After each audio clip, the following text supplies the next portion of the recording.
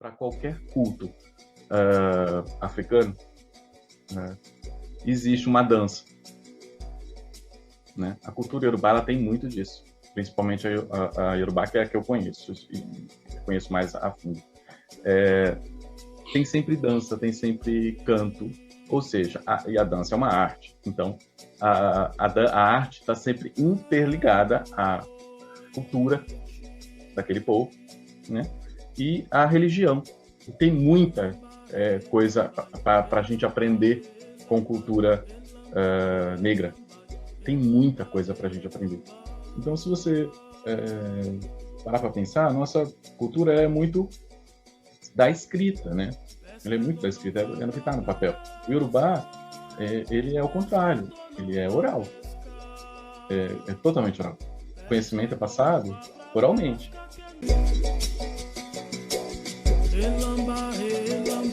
Ancestralidade, identidade, cultura, Minas Negras Gerais. Ele é paulista, tem especialização em cultura africana pela Universidade Campos Elíseos. É doutora em laser terapia aplicada às ciências da saúde pela Universitat degli Studi de Pavia. É professor de ensino superior pelo Centro Universitário da Fundação Santo André. Ele é matemático e mestre em ensino de física. Ele também é especialista em cultura africana, é ceramista e proprietário do ateliê Iamopo. No Minas Negras Gerais de hoje, eu converso com o professor Fábio Lopes. Ocolofé, professor. Ocolofé, Rogério. Obrigado pela presença. Eu que agradeço. Então, quer dizer que o mestre em física foi buscar referências nos trabalhos com cerâmica africana? Como é que é isso? Pois é, cara, é um caminho um pouco meio torto, né? Sei lá, é estranho, né? Quando as pessoas perguntam para mim, qual é a sua formação? E sabem que eu trabalho com cerâmica, né? Eu digo que sou físico, o pessoal assusta, né? Eu sempre brinco que ser físico é igual ser padre, né? Todo mundo acha bonitinho, mas ninguém quer ser, né? É um ou outro só que quer ser. Mas é verdade, minha formação inicial é matemática, fiz física logo depois, e aí mestrado também em física, doutorado em física. Mas nesse meio do caminho eu esbarrei com a cerâmica, né? Num certo ponto aí desses estudos eu esbarrei com a cerâmica, me apaixonei por cerâmica africana, né, especificamente africana. Comecei a pesquisar a respeito, eu já estava na universidade mesmo, já fazia pesquisa, então para mim era bem tranquilo, né? E acabei... Eu não tenho uma história, sempre quando as pessoas perguntam, mas como você começou a se interessar por isso? E eu digo que eu não tenho uma história muito romântica para contar desse meu início. Não foi assim, sabe, um sacerdote me falou, alguém tirou carta e falou que eu seria ceramista, sabe? Não tem essa história romântica, assim. Foi meio por necessidade mesmo. Eu conheci um sacerdote, né, africano, e fui fazer um ritual, né, uma iniciação em Ifá. Precisava de um recipiente, se utiliza um recipiente de barro, né? E no Brasil traziam, importavam para cá, mas chegava muito danificado, o transporte era complicado, enfim, a pessoa já tinha parado de trazer, inclusive. Não tinha fabricação no Brasil, e aí eu falei, não, mas eu quero uma dessa daqui, que é realmente uma peça bem diferente. Eu falei, não, mas eu quero uma dessa daqui. E aí nessa eu fui pesquisando, falei, vou fazer um curso de cerâmica e vou fazer a minha. Então você vê, é uma necessidade mesmo, sabe? Eu não tinha como fazer de outro jeito, quer dizer, poderia substituir, né? Fazer uma adaptação. Mas eu preferi ir para o caminho um pouquinho mais difícil. Foi aprender a fazer. Eu fiz algumas aulas de torno cerâmico, e a partir daí eu fiz a minha. Você vê? A necessidade me fez me tornar um ceramista. E nessa aventura, você já tem quanto tempo fazendo cerâmica africana? Cara, já fazem, tá para mais de 12 anos já. 12 anos. É, já Caramba, faz tudo isso. nossa. Eu- Ah, seria o nome Yamopo Yorubá? Qual seria o significado? Sim, esse nome é Yamopo, mas existem outras pronúncias, e escritas, inclusive. Pode ser Yamapo e pode ser Yamopo. É uma deusa Yorubá mesmo. É uma deusa que é a protetora das mulheres ceramistas Yorubá. Olha, Né? Então, interessante. está muito relacionado com cerâmica. Hum, Em geral, as ceramistas Yorubá são sempre mulheres mesmo, sempre feminina, é uma profissão feminina, em geral. Homem até participa, mas participa mais preparando a matéria-prima. O manuseio mesmo do barro é feito por mulher, entre perfeito. os Yorubás. E a divindade que elas cultuam é Yamopo, né? É a deusa que está relacionada à transformação física das coisas. Então, ela transforma algo bruto em algo utilizável, digamos assim. Né? Uhum. Essa é a principal característica de Yamopo. Mas tem outras. Por exemplo, é muito comum ouvir agora talvez nem tanto, mas algum tempo atrás se referia somente o público GLS, né? Vou usar esse termo GLS porque na época era esse termo que a gente usava. O público GLS chamava mulher de Amapoa. Usava esse termo para Amapoa. Essa palavra Amapoa vem do nome da mulher, da deusa Yamopo, porque Yamopo, para os Yorubás, é a dona da vagina. Então, a dona da vagina é mulher. Então, tinha Faz sentido. faz sentido, sim. Então, eles chamavam de Amapoa a mulher, porque ela tinha vagina. Uhum. Yamopo, sim, é a dona da vagina entre os Yorubás. Então, é por Perfeito. isso que eu adotei esse nome. Eu Aham, sou iniciado no culto de Yamopo, perfeito. aqui no Brasil. Eu consegui, há algum tempo atrás, fazer uma iniciação Ah, que dentro maravilha. No Candomblé? Não, no Não. candomblé, até onde eu sei, no candomblé não é cultuado o Yamopo, né? Ah, Na verdade, no Brasil não tem culto a Yamopo, até onde eu conheço, assim, né? sim. Eu fiz com esse africano, né, que eu te falei, que eu conheci há algum tempo atrás. Ele traz os africanos que são sacerdotes dele, ele traz para cá, para o Brasil, e eu consegui fazer, então, me iniciar no culto de Yamopo há algum tempo atrás, já fazem aí uns 7 anos, 7, 8 anos, que eu consegui fazer iniciação nesse orixá com os africanos, então, dentro do culto africano, culto Yorubá tradicional. Perfeito, perfeito.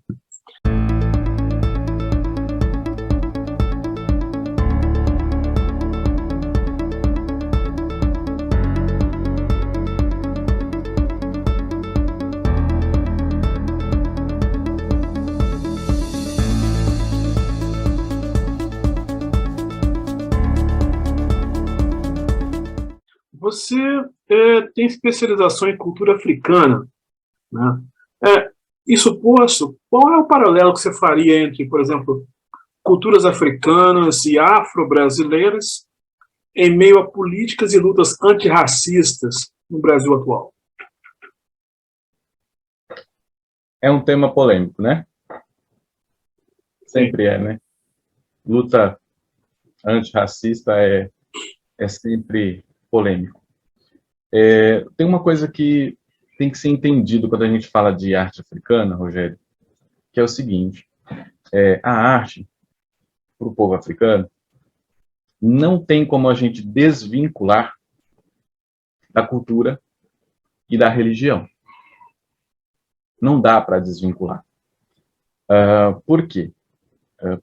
Deve ser de seu conhecimento que para qualquer culto africano existe uma dança, né? A cultura iorubá ela tem muito disso. principalmente a Yorubá, que é a que eu conheço, e conheço mais a fundo. Tem sempre dança, tem sempre canto, ou seja, e a dança é uma arte. Então, a arte está sempre interligada à cultura daquele povo, né? E à religião desse povo. Não tem como desvincular. Bom, isso posto, quando você pensa, nosso país, né, formado em mais de 50% de pessoas que se dizem, né, se dizem negras, né, é difícil você pensar que a arte e a cultura, e consequentemente a religião, não esteja envolvida, e muito envolvida, na nossa cultura. Não tem como não estar. Né? Mas se lá, na origem, essas três coisas, arte, cultura e religião, estavam juntas, o que aconteceu aqui que essas coisas não parecem estar mais tão vinculadas? Não é? O que a gente pensa é que a negação de tudo que era preto, da dança, da música, da cultura, dos costumes, a negação disso, né, fez com que as coisas se perdessem. Né? Então, quando eu nego, eu proíbo que se dança, né, eu acabo criando na sociedade algo que dançar é coisa de preto. Aquele tipo de dança é coisa de preto. Aquele tipo de atitude, aquele tipo de comida é, é coisa de preto. Uhum. Né? Então, como reverter isso? Né? Como reverter isso? Como ter uma postura antirracista? Bom, primeira coisa, eu penso, você tem que admitir que você é racista. Porque o racismo é algo sistêmico. Nós nascemos num sistema racista. Então, quando eu digo que eu não sou racista, eu estou sendo racista e mentiroso, porque não tem como não ser. Né? Não há como não ser no nosso país não ser racista. Você tem sim ser racista. Todo mundo é. A diferença é que alguns, têm plena consciência disso. Né? Tem consciência de que e que aí se policia o tempo inteiro para não ter atitudes racistas, preconceituosas. Né? Eu acho que o primeiro passo é aí, olha, realmente eu sou racista. Eu nunca parei para pensar nisso, mas quando eu paro para pensar, realmente eu sou, porque eu tenho um comportamento que, por mínimo que seja, que relata que eu sou racista. Né? Então, esse é o primeiro passo. Um outro passo importante é dar voz para aquele que tem realmente lugar de fala. Ouvir. Olha, eu preciso ouvir o que as pessoas pretas têm para dizer. Eu preciso parar para isso, sabe? Isso em todos os ramos, em todas as áreas. Veja, na minha área, por exemplo, cerâmica, existem inúmeros ceramistas no Brasil. A cerâmica é algo pré-histórico. Né? A cerâmica é pré-histórica. Né? Tem inúmeros ceramistas renomados. Né? Não, mas eu estou disposto a fazer uma cerâmica parecida ou tal qual a africana, a nigeriana. Poxa, eu vou procurar referências de lá. Sabe? Porque senão, que sentido tem? Senão, que sentido tem? Eu vou estar fazendo o que já foi feito algumas vezes. Retiro aquilo que eu acho legal em que preto está fazendo dou uma repaginada e digo agora que é um branco fazendo. Sabe? Isso aconteceu em muita coisa, inclusive na arte. Na arte isso aconteceu de montão. Né? Sem Você dúvida. vai... Cara, demais. Se você fizer pesquisa em museu, vai ter um monte de coisa que é arte africana. Foi baseado em arte africana. Mas A foi matemática, por exemplo, né? a matemática, a física, tem um monte de coisa que veio de lá, mas foi, sabe? E aí, o que acontece? Se eu não dou voz para aquele que sofre o racismo, eu nunca vou criar uma atitude antirracista. Ade, esse comportamento da empresa LinkedIn corrobora com o racismo ou não? Com certeza. A gente está vivendo o ano de 2022. O ano de 2022 é o ano em que muitas pessoas que são, de fato, contrárias às políticas antirracistas vão se colocar. Porque é um ano de 2 anos desde o letramento de George Floyd. Então tem muita gente que disse assim, nesses últimos 2 anos, essas palestras sobre racismo, aquilo é tudo chatice, eu vou fazer o que eu quiser aqui.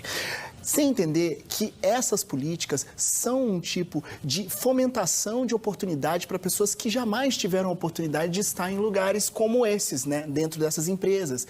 Então, o que a gente está vendo agora é um backlash de tudo que aconteceu nos últimos 2 anos. E, infelizmente, a empresa, ao invés de pegar olha, nós erramos, porque nesse caso a gente vê aqui a discriminação positiva para poder incluir mais pessoas, não, ela continua mantendo aquele mesmo lugar, aquele mesmo posicionamento, sem entender que abre vagas para outras pessoas que geralmente não estão ali. Não tem como, né? É meio que lógico. Não basta eu dizer, isso está muito na moda, né? Dizer que é antirracista, mas não ter atitude antirracista. Sabe? Eu já participei de algumas reuniões falando sobre o tema, e aí com mulheres presentes na reunião, e a gente estava falando de preconceito, não especificamente o racismo.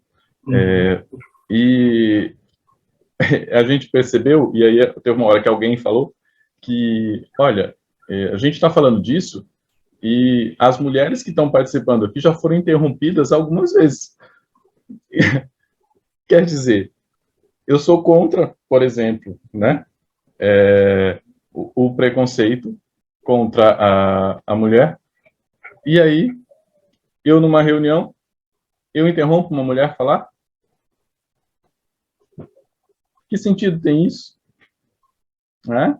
Que sentido tem? Quer dizer, no meu caso, seria assim, seria como, eu vou lá, pesquiso sobre cerâmica africana, né, busco as minhas referências, venho para cá, começo a produzir, e aí coloco um nome americano no meu ateliê, né, um nome alemão, um nome italiano, né, começo a dar nome para as peças que não remeta à sua origem, sabe? É isso. Quer dizer, eu não estou sendo anti, muito pelo contrário, estou colaborando. A desconstrução de uma identidade, né? Exatamente. É a desconstrução.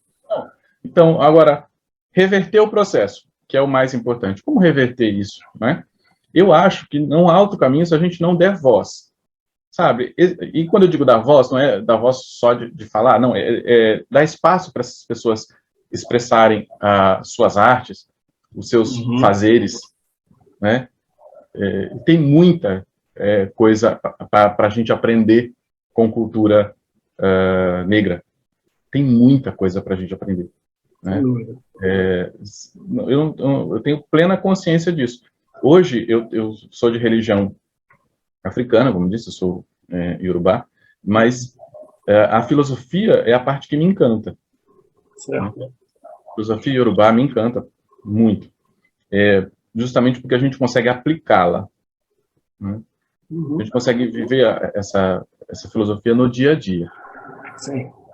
E a gente, quando estuda um pouquinho disso, pesquisa e sai procurando, a gente percebe que é uma filosofia que ela não passa em nenhum momento por nenhuma questão que permita nenhum tipo de preconceito, sabe?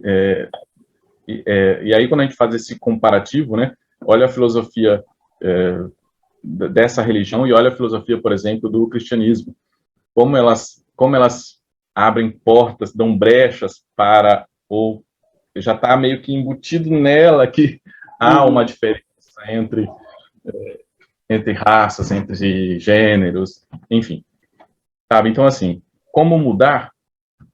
Como eu acho que dando voz. Se você não der voz, tá? Se você não abrir espaço, porque quem pode falar bem sobre esses temas são as pessoas que passam por isso, sabe? Como eu te falei, havia comentado com você anteriormente uma outra conversa.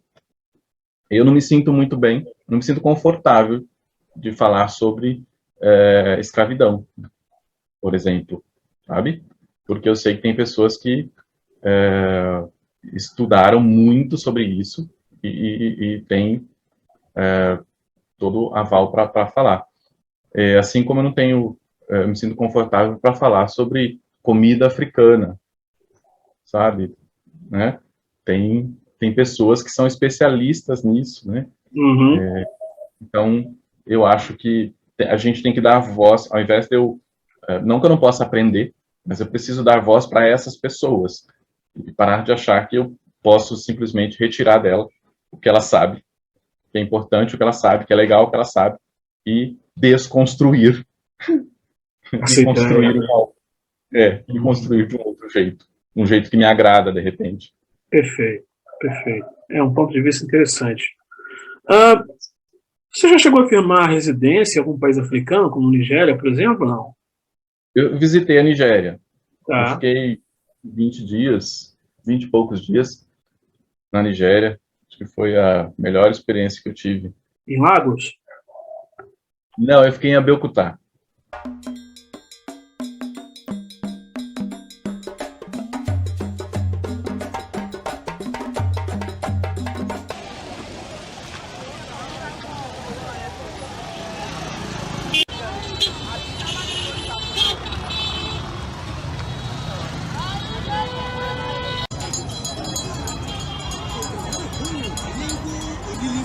É uma cidade um pouquinho distante de Lagos. Abeokuta? Abeokuta, é norte da Nigéria. Uhum. Lá para ritual religioso, né? Nessa família que eu participo, que eu faço parte. Cara, é uma vivência maravilhosa. Acho que todo mundo deveria vivenciar alguns dias num país como a Nigéria. Como é que foi a tua experiência? Fala pra gente. Cara, assim, para mim, eu, como disse, sou apaixonado por filosofia, Yorubá, principalmente. E, assim, a maneira como eles aplicam a filosofia deles no dia a dia é uma coisa maravilhosa de se ver. Cara, assim, pra gente, pra mim, principalmente, é surreal, assim. Meu, é magnífico, sabe? Uma coisa é você ler, ouvir palestras, outra coisa é você ver o comportamento deles, sabe? Teria algum exemplo prático para falar pra gente? Sim, não? Tem. Cara, tem um fato lá que, assim, mexeu muito com a gente. Não sei se todos perceberam, mas para quem percebeu, depois ficou comentando isso durante meses. Lá, como eu estava para ritual religioso, existem sacerdotes que são específicos para determinada divindade, digamos assim, né? Então, nos primeiros rituais que a gente estava lá, tinha uma senhora coordenando, porque ela era a especialista naquilo que a gente estava fazendo, e faz parte do ritual você tomar banho com folhas, esse tipo de coisa, né? Uhum. Então, quem estava dando banho na gente, porque é tudo feito por um outro, né? Você acaba não fazendo nada. Então, quem estava dando banho na gente era um senhorzinho, e a gente, bem magrinho ele, e tava com a dó dele, tadinho, ele não estava aguentando carregar o balde direito. sabe? Assim, tá bem difícil para ele. E a gente tentando, às vezes, oferecer ajuda, mas assim, eu não falo Yorubá, ele não falava português, então a Difícil. gente não tinha o que fazer, é difícil. Situação complicada. Mas aí a gente oferecia... Eita, mexi aqui um pouquinho. Mas aí a gente oferecia ajuda, não sei o que, ele falou, não precisa, né? A gente entendia, assim, que ele não queria que ajudasse, que ele era serviço dele mesmo. Uhum. Então ele ficou ali, quase que o dia todo, banhando os homens, sabe? Porque era muita gente, né? Nós estávamos em 40 pessoas. Então, assim, muita gente. Então, o dia todo, carregando balde, dando banho, e aí trazia de volta, pegava o outro, ia lá, era longe, onde estava banhando. E aí, legal, passou. No dia seguinte, ou 2 dias depois, nós fizemos um outro ritual, e aí era para um orixá, o sangue. Isso aí. E o sacerdote de Ossan, especialista, era esse senhorzinho. Olha só. Pois é, né? Cada um no seu quadrado. É o respeito que eles têm, e isso é automático neles, sabe? Se você sabe mais que eu, é você que vai fazer. Simples assim. Sabe? E ele, assim, não é que ele não sabia fazer o que a outra senhora estava fazendo. Não quer dizer isso. Quer dizer só que ela é mais experiente que ele, ela sabe mais que ele, então ele tem que deixar ela fazer. Então, isso é automático neles. Sabe? Não é que mandou que ela fizesse ou pediu. Não, isso é automático neles, é impressionante. Eu até brinquei, olha que legal, aqui não tem fila. Eles fazem um bolo de gente, mas todo mundo sabe quem vai fazer primeiro, sabe? É automático neles, eles sabem quem é que vai primeiro.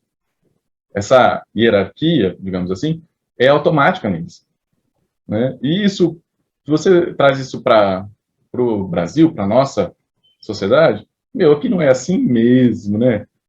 Não é, infelizmente, não é uma realidade nossa que eu deixe que uma pessoa que sabe mais que eu fazer, né? Conheço poucos lugares onde a gente consegue presenciar esse tipo de coisa no Brasil. E a que você atribui essa falta de educação? Pois o nome é esse, né, Rogério? Falta de educação. De informação, né? Talvez. Cara, a gente é um país, a gente é uma sociedade que foi muito misturada, né? A gente é uma mistura de muita coisa. Durante muito tempo, a educação que nós recebemos, e se bobear hoje ainda existe, é uma sociedade que dava muito valor ao que estava no papel, né? Ao diploma que o cara tem. E não necessariamente a experiência e o que ele sabe, o saber em si. Sem contar a questão do racismo que permeia isso, né? Porque um preto poderia saber e ter diploma e mesmo assim, né? Não seria... Como se a Casa Grande ditasse as regras, né? Exato. Durante muito tempo foi assim, né? Na educação isso aconteceu, né? Isso atingiu todos os lugares da sociedade. Na educação isso também aconteceu. Então, se você parar para pensar, a nossa cultura é muito da escrita, né? Ela é muito da escrita, é no que está no papel. O Yorubá, ele é o contrário, ele é oral.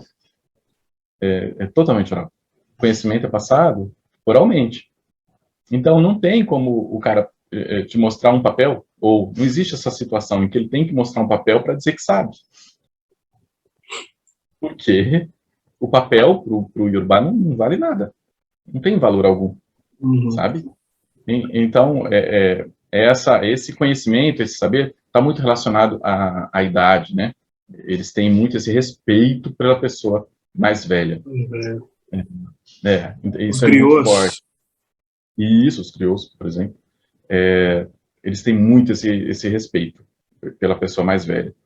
A gente não teve esse ensinamento, né? De que o mais velho necessariamente sabe, né? Necessariamente sabe mais que você. E a nossa sociedade hoje, ela é tão esquisita porque hoje eu tenho um pé atrás. Será que a pessoa que é mais velha sabe mesmo? Na nossa sociedade, será que sabe? A gente vê tantas pessoas cometendo alguns erros tão absurdos, né, cometendo erros assim tão grotescos. E Até mesmo na escrita. até mesmo na escrita, por que não? E aí, como que isso justifica isso numa sociedade, né, como a nossa? Como que isso justifica? É uma coisa muito complexa. Mas, acredito fortemente que a nossa educação ela privilegiou durante muito tempo o papel, Uhum. sabe? E não que ele não seja importante, ele é importante sim. Porém, ele não é garantia. Né? Perfeito. Não é garantia. É. Estamos a caminho. Fábio, você teria aí alguma peça perto de você para apresentar para a gente aqui? Olha só, esse daqui, agora não sei como é que eu te mostro ele. Tá vendo aí? Olha que peça linda, rapaz. Esse aqui é muito legal. Ah, Esse é a criação do ateliê mesmo. aham. Sabe? É um prato. Ele é utilizado para o assentamento de Exu, dentro do culto Yorubá. Que Né? interessante. A gente utiliza o Yangui, né? É uma pedra. Né? O nome da pedra? E eu não lembro o nome da pedra. Caramba, eu tenho anotado. Tudo bem. Se lembrar, eu te falo, tá lá. Lauterita. Alperito? Eu acho que é. Conheço. É uma pedra vulcânica, de origem vulcânica. Ah, interessante. O som dela. Aham. Ela representa, depois de um processo ritualístico, né? Ela passa a representar o orixá Exu. Né? Ah, perfeito. Uma característica Esse seria o rosto de Exu, então. Isso aí. Então aqui você tem um rosto. Aham. Isso. Aí tem o penteado e atrás aqui você tem um outro rosto, né? Olha. Ah, Porque tem uma característica que é muito forte nesse orixá para os Yorubás, uhum. que é o fato dele ter duas caras. E aí, duas caras não no sentido de falsidade. Duas caras no sentido de conseguir ver o que está à frente e o que está atrás. É nesse sentido que o orixá tem duas caras, né? Sabe? Então eu representei isso dessa forma. Eu coloco um rosto maior dentro, que vai ter contato com o Yangui, com a rocha, e do lado de fora você tem um outro rosto aqui, do Exu. Então essa é uma criação do ateliê. Legal. É isso aí. Lindo. Cara, eu sou apaixonado por essas coisas. Assim, eu também. Maravilhoso. Cara, às vezes, logo quando eu comecei, eu não queria vender. Eu queria, sabe, guardar. Eu falei, não, vou guardar essa daqui, vou guardar essa daqui. E aí, hoje não dá mais. A gente faz muito. Uma outra peça que eu peguei, também é uma adaptação, na verdade, essa daqui, porque ela não é só cerâmica, né? Ela tem aplicação de miçangas. É um trabalho bem... E eu acho muito chato de fazer, sabe, esses trabalhos com miçanga, porque isso aqui é um fio só. Um fio só? É você... Nossa, é um exercício de paciência. Né? Exatamente. Então, eu não faço essa parte, sabe? Tem uma moça que faz pra gente. Sim. Então, ela que faz essa parte de decoração da cerâmica. Esse aqui é um pote pra gente, que é um pote de ebé. Né? Ebé, isso. É um orixá que representa a sociedade. Né? Grosso modo, é um orixá da sociedade. Ebé, na verdade, dentro do culto Yorubá, é um culto à parte. Assim, quase que uma religião à parte, o Ebé. Mas se utiliza... Esse colorido é símbolo desse Ebé, sabe? Esse multicolorido, esse monte de cor junto, representa esse orixá. Então, a gente forma... E nele também vai búzios, né? Esses búzios também são de verdade mesmo, são fixados aqui. Quando eu faço o pote, eu deixo um vinco aqui que é para conseguir já prender o búzio. É feito já todinho sob medida para para essa finalidade. Também não é uma criação, porque o pote de ebé é algo já bem conhecido para a pessoa que é iorubá, né? Acho que é uma das peças mais conhecidas. Mas a gente adaptou por conta das contas, né, das miçangas, e o tamanho também. A gente teve que fazer algumas adaptações, porque no Brasil acaba que usa um pouquinho menor do que o original, né? Então a gente tem algumas adaptações. Uma peça lindíssima. Cara, eu acho, assim, eu sou suspeito para falar, mas gosto muito, sou muito suspeito, mas eu gosto muito de trabalhar com barro, cara. Tanto é que, olha, quando eu comecei a trabalhar com a cerâmica, eu já era professor universitário, né? Eu tinha uma carga horária grande na universidade. E eu fui diminuindo. Hoje, eu continuo com vínculo na universidade, mas eu vou para lá uma noite para trabalhar. Uma noite. Sabe? O resto da semana eu tô no bar. Entendi. Quando você esteve na Nigéria, você já trabalhava com cerâmica? Eu já trabalhava com cerâmica. Como é que foi o impacto para você quando você viu a coisa de frente? Então, cara, assim, eu gosto muito da maneira como as africanas trabalham, sabe? Eu acho bonito. Assim, é muito mais difícil do que a maneira que eu faço. Eu acho que eu não saberia fazer do jeito que elas fazem. Assim.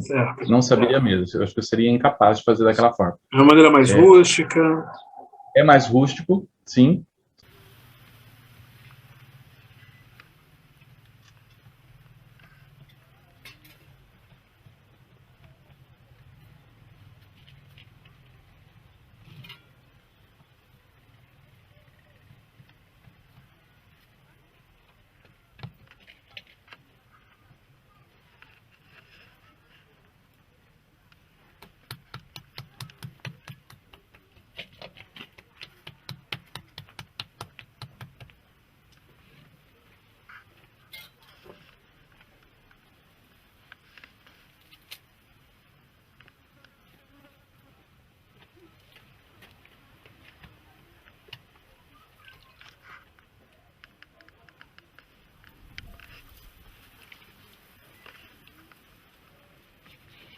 E elas têm a maneira como elas trabalham a matéria-prima é muito diferente da maneira como eu trabalho a matéria-prima.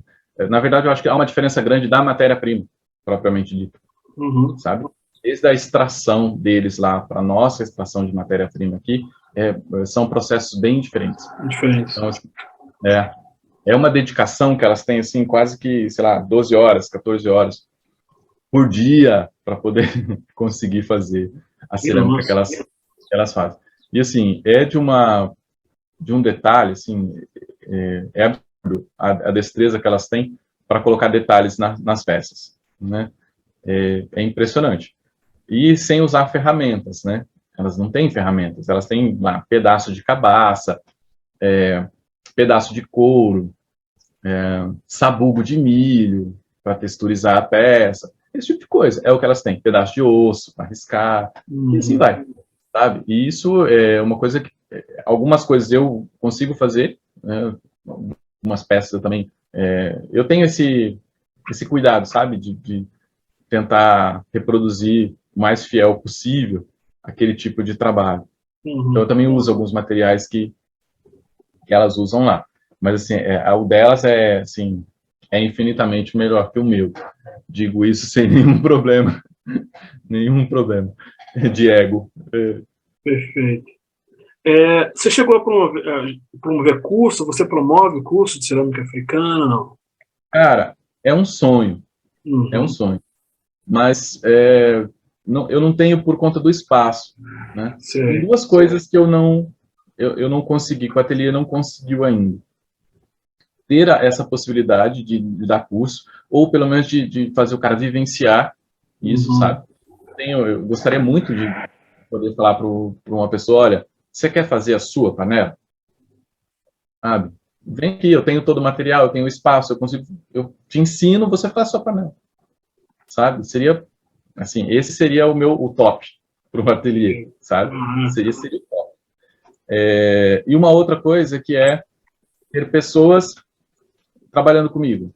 Assim, eu gostaria muito, muito de conhecer mulheres ceramistas para poder trabalhar comigo. Eu trabalho só na cerâmica, assim, parte de fazer tudo eu. Então, assim, qualquer pessoa que tem uma peça do ateliê, fui eu que fiz. Perfeito. Não tem como eu não ser. Passou pela minha mão. Eu, infelizmente, não consegui até hoje. Olha que eu tento, hein, Rogério? Não é falta de tentar, não. Eu procurei, assim, coloquei anúncio, entrei em contato com algumas instituições para ver se conseguiam me indicar. Eu não consigo, cara. Infelizmente, é uma profissão que está se extinguindo, inclusive na Nigéria. Inclusive lá. Teve o ano passado, ano retrasado, não, foi antes da pandemia, um babalaô nigeriano veio para o Brasil e ele conheceu o meu trabalho através de um filho dele aqui, né, de um aprendiz dele aqui, e ele levou uma panela daqui para lá. Uma panela minha. Ele levou embora. Porque não tem mais produção lá desse tipo de panela. Porque tem uma coisa que é muito curiosa, Rogério. A cerâmica, a profissão, além de ser exclusiva das mulheres, entre os iorubás, também passa de mãe para filha, sabe? É familiar. Então, acaba que algumas famílias se tornam especialistas em fazer determinada peça. Existe uma peça que ela é específica para o culto de Erinlé, numa determinada região da Nigéria. É uma peça chamada Awo-Ota. Ela é específica para um ritual, na verdade, para Erinlé. Awo-Ota. Awo-Ota. Awo-Ota. É um pote onde vai a pedra do rio Erinlé. E havia famílias especializadas nisso. Mas aí a filha passou a não fazer mais, por conta da modernidade, né? Chega. Desistiu. Também não é muito incentivo, né? Então, foi parando, aí a mãe morre, e aí acaba, e aí ninguém mais faz. Porque há uma relação, o Iorubá respeita muito a ancestralidade. Há um culto, né? De ancestralidade. E então, bom, se a sua família faz isso, eu não vou fazer. Porque os seus ancestrais podem se zangar comigo, sabe? Eu não gostar. Então, exato. Então, a outra pessoa não aprende, não vai passar para outra família. E aí aquela peça morre. Então, hoje em dia, você tem essa peça, o Awo-Ota, em museu. Você não tem mais na Nigéria. E isso aconteceu com um monte de coisa de cerâmica que, infelizmente, ficou por lá. Então, um dos objetivos do ateliê é tentar resgatar essas peças, sabe? Então, eu faço pesquisa, estou sempre pesquisando esse tipo de coisa, entrando em contato, para poder resgatar algumas dessas peças. Algumas algumas peças morreram porque ela perdeu a finalidade. Quando os africanos vieram, os escravizados, né, quando eles vieram, eles não trouxeram nada com eles, né? Foi totalmente desfeita a sociedade. Então, tinha, por exemplo, potes que eram confeccionados especificamente para o rei, para um ritual do rei. O rei não veio junto. Então, não tinha porquê nem fazer o pote, nem adaptá-lo. Porque não teria finalidade. Essa é uma diferença muito grande, eu acho que é a maior diferença que existe entre arte africana, e aí eu posso usar o termo africano mesmo, não é necessariamente a Iorubá, a arte africana e as outras artes do resto do mundo, que é a funcionalidade. Sabe? E durante muito tempo isso foi uma crítica enorme. Tanto é que, até hoje, se você pegar livro, você vai ver que a arte africana não era considerada arte. Sabe? Era utensílio. sabe? Não era considerada arte. Né? Por quê? Ah, porque isso tem uma função. Bom, se tem função, então não é arte. Porque a arte, para o Ocidente, é algo para você admirar. Né? Enquanto que a arte africana não tem esse conceito. É algo para você utilizar. E não é porque você vai utilizar que tem que ser feio, que tem que ser igual de todo mundo. Pode ser estilizado, pode ser exclusivo. Pode ser exclusivo, exatamente. Pode ser exclusivo. Fábio, perdão. Quem quiser conhecer um pouco mais do seu trabalho, para os telespectadores e seguidores aqui do canal, quem quiser conhecer um pouco mais, entrar em contato com você para obter peças. Cara, é mais fácil de me encontrar pelo Instagram, _Yamupu. Dali você consegue o link para o meu WhatsApp. A gente trabalha basicamente com encomenda. Uhum. Adoraria ter estoque, mas não consigo. Né? Não dá. Que bom. Bom, ótimo. A gente vai colocar aqui nas inscrições, para quem quiser acessar mais o seu trabalho, conhecer um pouco, de repente adquirir uma peça ou mais. Tá bom, querido?